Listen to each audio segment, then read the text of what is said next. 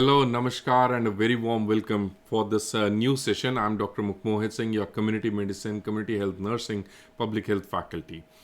Today, we are going to talk about the COVID-19 Omicron variant, which had been the talk of the town recently. बहुत कुछ समय पहले हम बहुत ज़्यादा Omicron सुन रहे हैं. There could be some MCQs on this.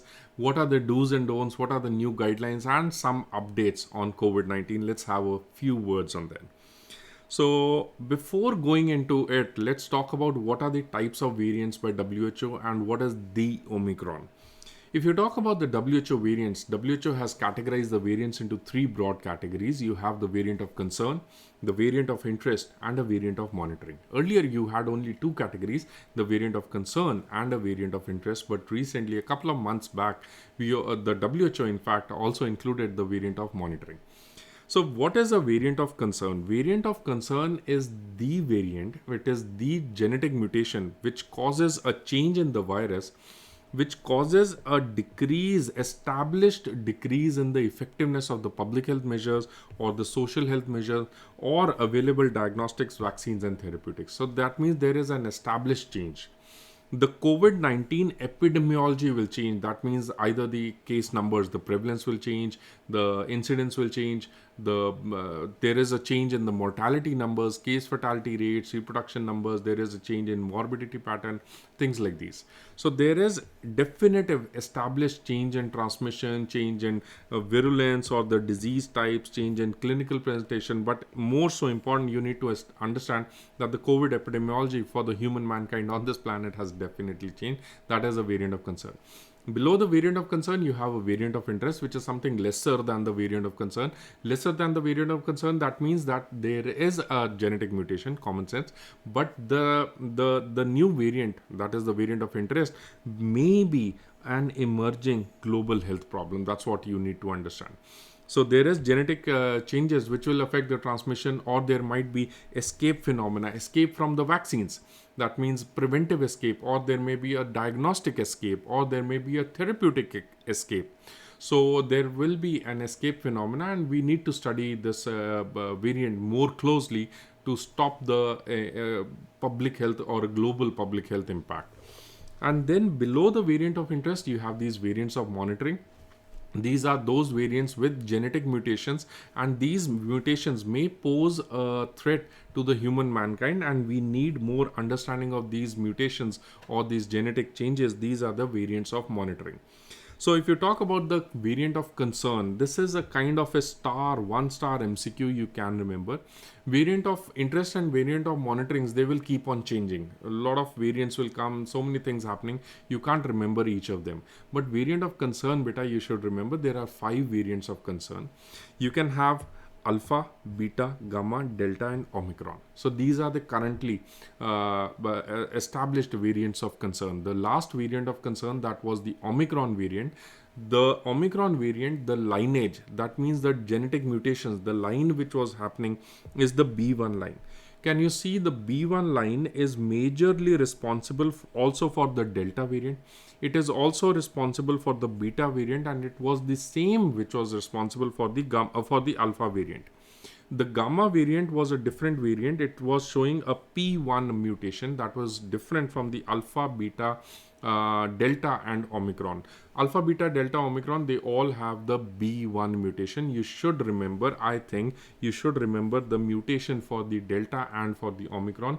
Omicron, the recently introduced, is B1.1.529 number mutation. The Omicron variant was first time isolated. It was sequenced from South Africa. Of course, it came from multiple countries, but it was isolated and put under the variant of monitoring on 24th November 2021. And subsequently, it was put under the variant of concern category very soon, within 2 days. On 26th of November 2021, it was put under the category of variant of concern. So it was isolated, it was sequenced from South Africa, but the origin, we cannot put it to a single country, and a lot of things may happen. The Delta variant, of course, without I think everybody knows about the Delta variant right now in our country. The Delta variant, we had that horrible, unfortunate experience of seeing so many mortalities and so many morbidities with the Delta variant, the havoc that was caused in year 2021, in the middle of year 2021. and in India specifically. And this Delta virus, it arose from, it is theoretically said that it probably arose from India. So these are the 5 variants you need to remember, beta. Coming to the variants of interest and the variant of monitoring, you don't need to remember the names. They'll keep on changing. There might be some variants which were called as the former variants, so we take them out also, because mutations are so many mutations which will keep on happening, hai na? So variant of interest is currently we have only 2, that is the lambda and the mu variant. The interesting thing is that the mu variant is again a B1 variant, and variant of monitoring, you have again the latest inclusion is B1.640, that is the IHU variant. So IHU variant, which is from which was isolated, sequenced in France. Of course, again that same story, it did not arise from France, but the French institute, the IHU institute, was responsible for genetic sequencing of that virus variant, and for identification of that virus variant, and it was put under the variant of monitoring on 22nd November 2021. So if you talk about the different variants which are importantly present in on our planet right now, you have the alpha, beta, gamma, delta, and the Omicron variant. So the alpha variant, if you see very closely, alpha variant had 4 unique spike mutations. Then you had the beta variant with 6 spike mutations. Then you had the gamma variant with 8 spike mutations, and then you had the delta with 10, and now finally you have this big daddy Omicron. The problem is not about the mutation. The problem is definitely not about the spike mutations or whatever. The problem is something more. The problem is what next? That's the main problem. And I understand that everybody knows that Omicron has a lesser symptomatology. It's not so killing disease. Everybody is saying that ठीक है Omicron हो गया, कुछ होता तो नहीं ना, कोई problem तो नहीं है. But yeah, the problem with Omicron is not about the Omicron. The problem is what next after Omicron. What if we have more transmission? What if you have more mutations? What if we generate more mutated viruses? So this thing has to stop somewhere. So the problem is something else. Anyways, for your MCQ exams, for your understanding right now, you should know that these are the Omicron variants. Talking about the global caseloads. It is seen, so of course the slide that you're seeing right now on your screen is about the number of share by the caseload per country. So of course it also depends on the population of that country, talking per se about India and China, but you can see that the major caseload, 20% of all the cases across the globe are from US, and then you have India not so lagging behind, around 11 to 12% caseload shared by the country. So the cases of COVID-19 have definitely started increasing again. So you can see that the daily new confirmed cases per million population, if you see the date on 7th of January 2022, I've taken this data from the website of Our World Data, and definitely such a beautiful website and so much updates on this, and it gives you a very intense, in-depth understanding of what is actually happening regarding COVID-19 on this planet. So talking about the number of cases per million population for COVID-19, this is not this graph does not show that whether it is a Delta or an Omicron variant. It simply shows the number of new cases. So the number of new cases, there is a definitive spike we are seeing. So if you talk about the number of cases, a number of variants, caseload in India per se, we had seen this horrible increase in the Delta variant somewhere in April, May 2021. Right? We already remember those times, bad times. Before that, we had the Alpha variant. And then now we are definitely seeing an increase in the Omicron variant. Why I'm trying to show stress over here, lay stress over here is, better try to understand that the caseloads are increasing everywhere in the world. Even in India, the cases have started increasing. Of course, in comparison to France and US and UK, the cases in India are slow in increase. But if you see India per se, the cases are definitely increasing. The point I want to make over here is that the number of cases which are Delta or Omicron will not depend on the number of cases. It will be depending on how many sequencing we are doing. So this graph is also not an adequate representation, but it just tells you that the share of the variants in causing COVID-19 is more with Omicron compared to the Delta as thought previously. So if you see, this graph depicts a little bit more deeper insight that the Delta variant was more a few months back, and now you see this Omicron, the orange colored thing, and you see this Omicron, the orange colored thing, which is slightly more in quantity, and the Delta is going to decrease. So of course, all this depends on the number of genetic sequencing that India is doing. If you talk about the different states in India, as I have already talked, that it all depends on the sequencing. The sequencing was found to be more somewhere in the southern parts of our country, and therefore we see a definitive increase in the Omicron number, definite confirmed Omicron numbers from Gujarat, from Maharashtra, from Karnataka, and so on. So everything is based on sequencing. What we know right now is that sequencing was predominantly there. This is the share of the confirmed COVID-19 cases sequenced. So the sequencing was there in middle of last year 2021, and the sequencing is again starting to being done in different parts of the world and in different countries. And the more we sequence, the more we come to know about the Omicron variant. So all said and done, the summary is that initially we had 70% of the Delta variant, but now Omicron is catching up. The sequencing will be done. It's an ongoing phenomena, but the number of cases with Omicron is increasing compared to the Delta variant. That's the take-home summary. Next is, let us have a few words about the symptomatology of the Omicron variant. If you talk about the symptoms for Omicron, predominant symptoms which have been seen over various researchers is that mainly people will get fever with a sore throat, mild cough, which may increase to a dry cough or a itchy cough. Then you have weakness, headache, body aches. These are the highlighted symptoms. These are the highlight symptoms which are seen in majority of the population. The CRPs, the D-dimers, the SpO2s are usually within the normal limits. Symptoms would tend to resolve within 5-6 days. This virus is known, this variant of the virus, that is the Omicron variant, is known to have high infectivity. It is known to have high or easy transmissibility or communicability, but low virulence, that is the killing power or the cause or the chances to develop a severe disease is kind of a less. Seems not to adversely affect the health of the children. So anytime the variant was coming, we used to get scared that maybe this is more in children. But Omicron, previous variants also did not have very huge impact on the different epidemiology in children, and similarly Omicron also does not have a different epidemiology in children.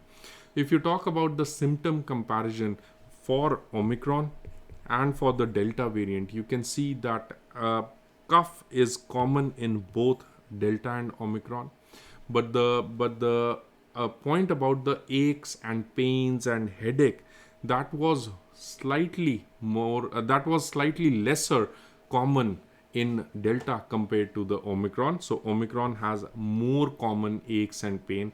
That is one differentiating feature. Second differentiating feature is about the throat. The sore throat is more commonly affected with Omicron, and it has also been seen that there is definitely a lesser amount of or no loss of taste or smell is less with Omicron compared to the Delta variant. So these were some of the symptoms that you would like to remember. Next is, how would you grade Omicron versus the previous variants? So if you again see these variants, this was a study which was done in South Africa, published in the JAMA, and outcomes of the hospitalized patient in South Africa during COVID-19 Omicron wave, and it was published on 30th December 2021. You can see that this wave 4, that corresponds to the Omicron variant. So the wave 4 with the Omicron variant, you can see that definitely the acute respiratory conditions on admissions, hospitalization was only 30%, whereas it was 72, 87, and 97% previously. We can see with the Omicron, the bad news, it could be a good news or a bad news. The good news or the bad news is that people who were vaccinated, 24.2% of the vaccinated again were hospitalized because of the Omicron, and then 66.4% were unvaccinated people. So the good news is that the unvaccinated people are still more, but the bad news is that the vaccinated are still getting infection, repeat infection. Also, people receiving oxygen therapy or mechanical ventilation or the intensive care or the deaths was definitely lower in the fourth wave as compared to the first, second, and the third waves. So the first, second, third waves would probably, this was a study from South Africa, so they had different type of wave structure as we have in India.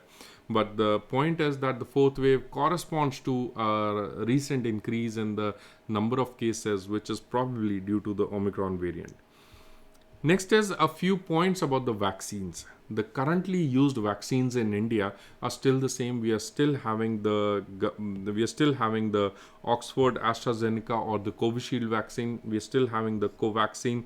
We are still having some areas. We also have the Gamaleya or the Sputnik vaccine. So these vaccines are still the same.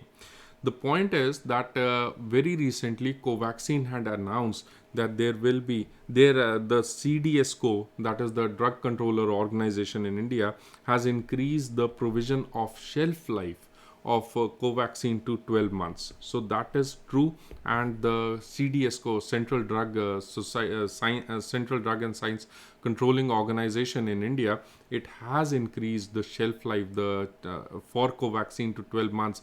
See, whenever a new vaccine is given an approval, it is given a shelf life approval for that particular time period for which the study will be done for that vaccine, right? So whenever a new vaccine is launched, it has to be studied. So the research time is the shelf life of that vaccine. Once that threshold is crossed, then there is a slight increase in the shelf life, and this shelf life may increase again. But then there was this point that the open vial policy, regarding the open vial policy, the Covaxin is stable at 2 to 8 degrees for 28 degrees. This has been denied by the Ministry of Health and Family Welfare under the notification dated 23rd of December 2021. So please note that all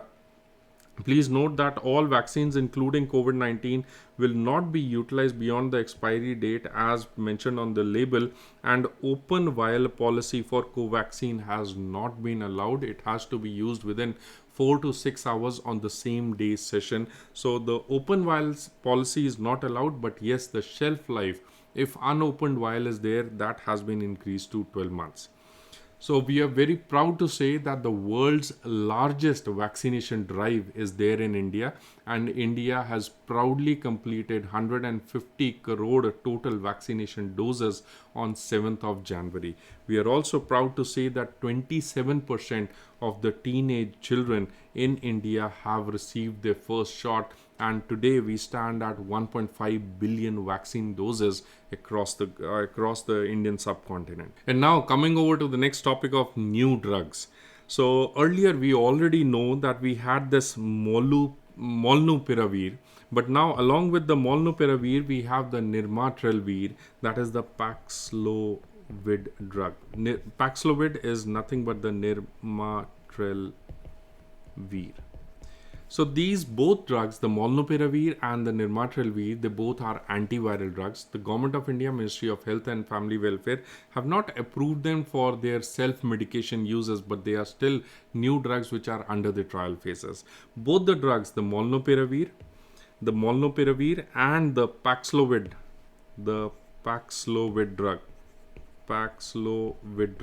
they both have under research trials, they both have shown a positive impact. Molnupiravir specifically has shown a positive impact in the non-hospitalized adults in the early phases of their infection, and similarly the Paxlovid has also shown a decrease in the deaths and decrease in the complications regarding COVID-19. But I would again shout out that both these drugs, the molnupiravir and nirmatrelvir, They are still under the research, and the government of India does not approve for self-medication. Please seek medical advice before you take any remdesivirs or any virs or any antiviral drugs. So what are the guidelines by Government of India? The guidelines, all the guidelines are available on the Ministry of Health and Family Welfare website also. So a brief about the guideline. One big major change in the guideline is that the quarantine period or the home isolation period has been reduced from 10 days or 14 days, whatever guidelines you already know of. It has been reduced to 7 days now. So now the 7 days guideline is there, 7 days quarantine or 7 days home isolation. So if there is a COVID-19 patient, they are considered to be discharged, or they will come out of their home isolation after 7 days and with no fever for 3 days. Okay, so 7 days is now the new guideline. And in case any patient who has fever or anything, please note that in case there is fever for more than 3 days, so for any fever, you take paracetamol or simple paracetamol for 500 or 650 milligram, and fever lasting for more than 3 days, you should seek medical attention. Please do not, I'm emphasizing again, please do not use remdesivirs, budesonide inhalers or corticosteroids in early stages of or for self-medication of COVID-19 infections. You need to take proper medical advice. Talking about the caregivers, you might be a nurse, you might be a doctor, you might be a non-medical caregiver to COVID-19. The two most important things are, first is hand hygiene. The first is about hand hygiene. Hand hygiene has time and again shown that it stops chain of the transmission, it breaks the chain of transmission. Hand hygiene using soap and water for 40 seconds. You have to sing a happy birthday song, sing it for 40 seconds, use soap and water, and usually we say that by the time you are ending this happy birthday song, 40 seconds is gone and you are able to disinfect your hands very nicely. In case you're using alcohol, in case you're using a sanitizer, it should be an alcohol based hand rub. So if your hands are visibly soiled, wash them. If they are not visibly soiled, you can use a sanitizer. So always perform hand hygiene, very importantly, before and after removing gloves and touching the mask. Very important for the caregiver. Next point is regarding the mask. The mask, again, Government of India recommends that we should use a N95 mask. The maximum time it should be used for 6 to 8 hours only. So the front portion of the mask should not be touched, and any mask, it should be kept for a minimum of 72 hours before we discard it by cutting into pieces and putting into the garbage bin. So please note that I would also like to emphasize over here that the biomedical waste is still, the guidelines are still the same, that yellow category has to be used for all the infected masks from COVID-19 patients, and all other kitchen stuff, leftover food, everything is general waste. So we always have to perform hand hygiene before and after touching the mask or the gloves. So just to summarize the whole guidelines again, so one family member should be assigned as a duty who's going to take care of the COVID-19 patient. Avoid shaking the linen, the blankets, the bed sheets. Use disposable gloves all the time, and make sure you do hand hygiene. Wash hands after removing gloves, before touching the gloves, after touching the mask, before touching the mask. Every time you have to do that. And in case you're disinfecting your houses, again, ordinary bleach solution, 5% bleach solution or a 1% hypochlorite, sodium hypochlorite solution is definitely good for disinfecting the articles or the things in your household. These guidelines can be found from this website, Ministry of Health and Family Welfare.gov.in. So in case you are handling a case, or in case unfortunately you are having COVID-19 infections, please seek medical advice only if there is fever for more than 3 days. In case there is a dip in the SpO2 to less than 93% at the room air, in case your respiratory rate is more than 24, or in case you feel these severe features like pain, pressure in the chest, mental confusion, or severe fatigue and myalgia. I had been using these resources primarily for making this presentation for you. I hope this presentation was kind of helpful. The only thing that we can do to save ourselves is by protecting infection spread. That is the only thing. Get vaccinated. try to stay at home and avoid mixing with people in large areas where large groups are there. So we have to break the chain of transmission. Thank you so much for attending this session. Take care, stay healthy, and bye-bye.